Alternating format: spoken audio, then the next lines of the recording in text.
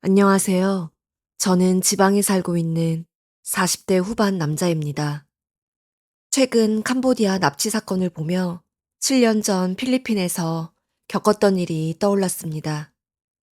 이혼 후 중견기업으로 이직해 해외 사업을 맡고 있었던 때였습니다. 회사는 현지 공장과의 수출 협약을 조율하러 필리핀에 다녀오라고 하더군요. 필리핀 현지 공장에서 통역 겸 코디네이터로 현지 대학생을 소개해 주었습니다. 이름은 메이. 메이는 한국 드라마를 보며 한국어를 공부했다고 했습니다. 한국말이 능숙하더군요. 싱그럽고 예쁜 메이는 여리여리했지만 풍만했고 강인함이 느껴졌습니다. 게다가 20대 초반 어린 나이에도 불구하고 사람을 편하게 해주는 매력이 있더군요. 하루 이틀 함께 일을 하며 밥도 함께 먹으니 꽤 친해지게 되었습니다. 20살이나 어린 여자와 이렇게 잘 통할 수도 있다니 참 신기하더군요. 현지 공장의 사정으로 계약이 하루 미뤄지게 되었습니다. 메이는 마닐라에서 제일 맛있는 맛집에 데려다 준다고 하더군요. 갑자기 생긴 자유시간에 뭘 해야 할지 몰랐는데 다행이다 싶었습니다. 현지인으로 꽉 찬 식당에서 이런저런 이야기를 하며 밥을 먹었습니다. 오빠! 갑자기 메이가 저에게 오빠라고 부르는 겁니다. 그동안 메이는 저에게 미스터 김이라고 불렀었습니다. 오빠! 이혼한 지 3년. 죽은 심장으로 살아가고 있었습니다. 일만 하면서 무의미한 채로 살고 있었어요. 그런데 메이의 오빠라는 말에 제 죽은 심장이 뛰더군요. 오빠는 내가 본 한국 남자 중에 제일 잘생겼어요. 한국 남자 만나봤어? 한국 드라마에서 한국 남자 많이 봤어요. 40대 초반, 배도 나오고 주름도 생기고 탈모도 시작되어 거울만 보면 한숨이 나올 때였습니다. 게다가 이혼을 한 후 자존감은 회복되지 않았어요. 그런데 이런 저에게 잘생겼다고 하다니, 그것도 20살이나 어린 여자에게. 기분이 꽤나 좋았습니다. 오빠, 나 오빠한테 첫눈에 반했어요. 나 사랑에 빠진 것 같아요. 나 이혼했어. 저도 모르게 나온 대답이었습니다. 이혼? 그럼 또 결혼 못해요? 할 수 있지. 또다시 심장이 가파르게 뛰더군요. 다행이다. 메이 입장에서는 자신의 나라보다 훨씬 잘 사는 나라의 남자에게 시집가는 것이 행운이겠지요. 메이 정도의 여자라면 국제결혼도 나쁘지 않은 것 같았습니다. 게다가 20살이나 어리고 한국말도 잘하고 밝고 사람을 편안하게 해주고 메이는 저한테 저는 메이에게 완벽한 존재겠다 싶었어요. 오빠, 애는 있어요? 그러니까 자식이요. 없어. 다행이다. 메이가 저를 향해 방긋 웃더군요.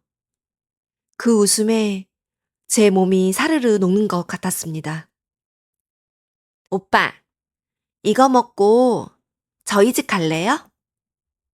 저는 메이의 한마디 한마디 말에 휘둘렸습니다. 정신이 혼미했어요. 메이 집에? 메이 가족들 있는데 괜찮아? 저 혼자 살아요. 음식이 코로 들어가는지 입으로 들어가는지 모르게 흡입했습니다.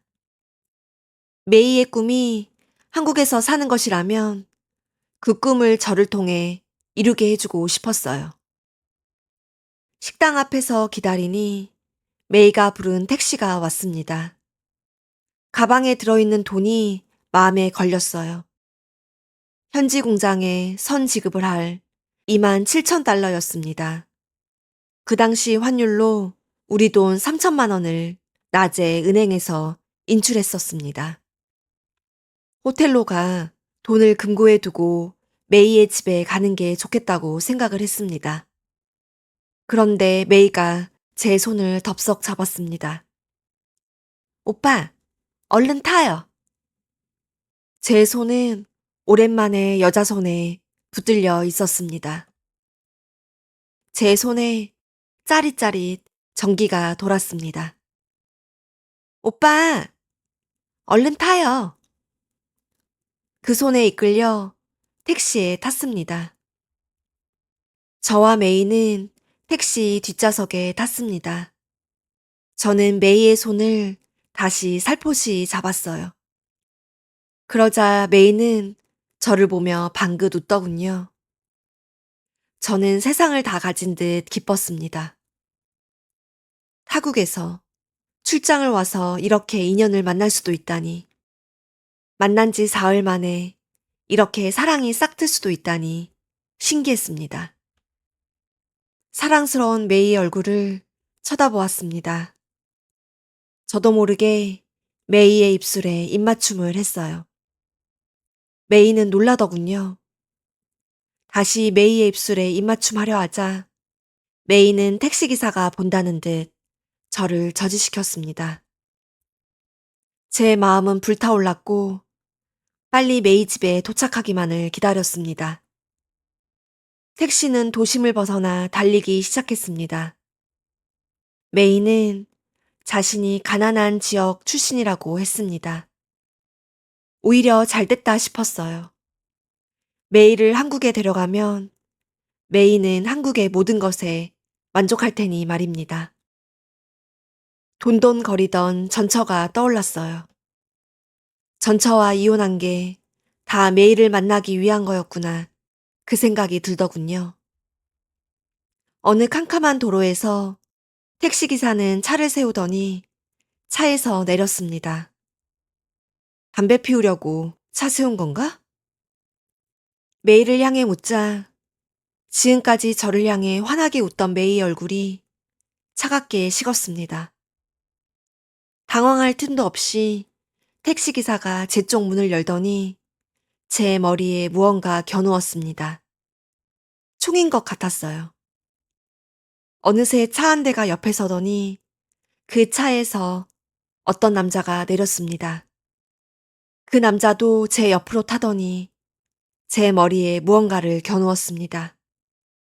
저를 가운데 두고 양쪽의 남자가 저를 위협하는 중이었어요. 어느새 메이는 운전석에 앉아 있더군요. 메이. 두려움에 떨며 메이를 불렀으나 왼쪽에 앉은 남자가 제 입에 손수건을 틀어막았습니다. 거기에 뭐를 묻혀놨는지 저는 의식을 잃었습니다. 눈을 다시 떴을 때에는 어두운 창고 안이었습니다. 손과 발이 의자에 묶여 있었어요. 메이는 제 가방 속에 달러를 세고 있었습니다. 택시에 탔었던 두 남자는 몽둥이를 들고 있었고요. 남자가 제 핸드폰을 제 손에 쥐어주자 메이가 반말로 제게 말했습니다. 네가 가지고 있는 돈 다 이쪽 계좌로 이체시켜. 저는 이 상황이 믿기지 않았습니다. 제가 주저하자 남자들은 저를 가차없이 때렸습니다. 살려달라는 말이 절로 나오더군요. 제 손에 다시 핸드폰이 쥐어졌습니다. 얼마나 맞았는지 몸이, 다리가, 손이 벌벌 떨렸습니다. 제 계좌에 있는 모든 돈을 그들이 말한 계좌에 이체시켰습니다. 게다가 그들은 인터넷 뱅킹을 통해 제 이름으로 대출 신청을 했습니다. 공장에 줄 선입금 3천만 원과 제 개인 돈 2천만 원이 뜯겼습니다. 저는 분하고 억울한 마음에 메이, 어떻게 나한테 이럴 수 있지? 말해놓고 웃기더군요. 고작 메이와 3일 본 사이였습니다. 그 3일 사이에 저는 메이와 결혼이라는 미래를 그렸고요. 메이가 제 앞으로 오더군요. 네가 내 입술에 키스했잖아. 내 기분이 얼마나 더러웠는 줄 알아? 내가 진짜로 늙어빠진 너를 좋아한다고 생각한 거야? 뭐? 5천만 원.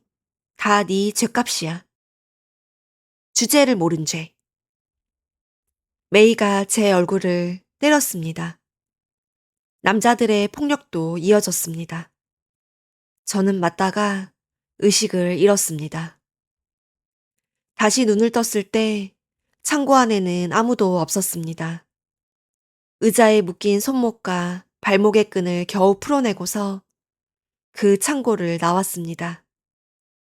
알 수 없는 동네, 미친 듯 달렸습니다. 어느 택시가 보였습니다. 그런데 이제는 택시를 타는 것도 무섭더군요. 몇 대의 택시를 그냥 보냈습니다. 지나가는 필리핀 사람들만 봐도 메이와 그 남자들 같아 공포가 몰려왔습니다. 더 이상 걸을 수 없을 때 지나가는 아무 택시를 잡아 탔습니다. 공항으로 가자고 했으나 그제야 제 손에 아무것도 없다는 걸 깨달았습니다. 돈도 여권도 말입니다. 일단 필리핀 주재 한국 대사관까지 가달라고 했습니다.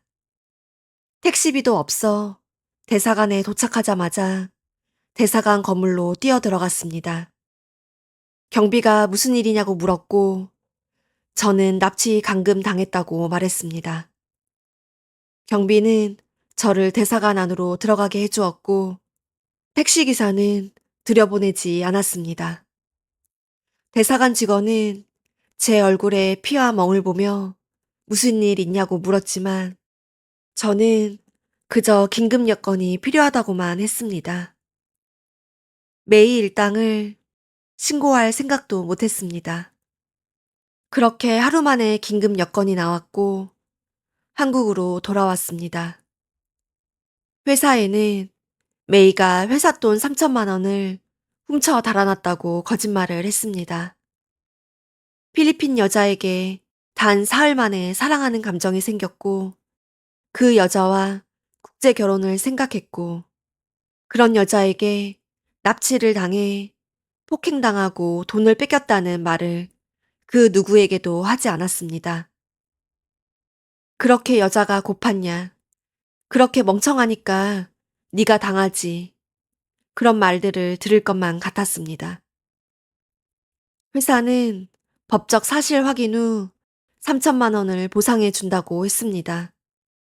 다만 제가 필리핀 현지 경찰서에 신고를 해야 법적 사실이 확인이 된다고 하더군요.